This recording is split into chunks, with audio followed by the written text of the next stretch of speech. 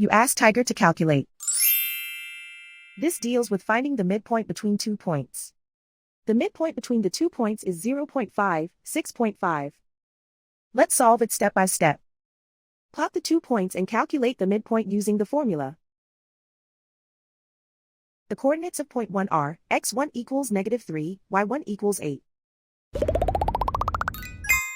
The coordinates of point 2 are, x2 equals 4, y2 equals 5.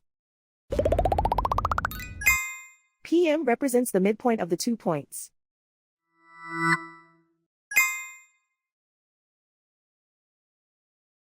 Use the x values in the midpoint formula to find the midpoints x. x1 equals -3. x2 equals 4.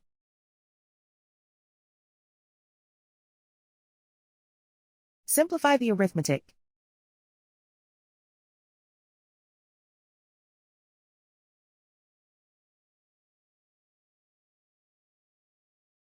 Use the y values in the midpoint formula to find the midpoints y. y1 equals 8.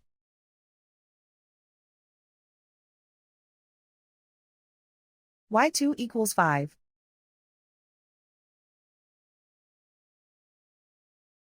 Simplify the arithmetic.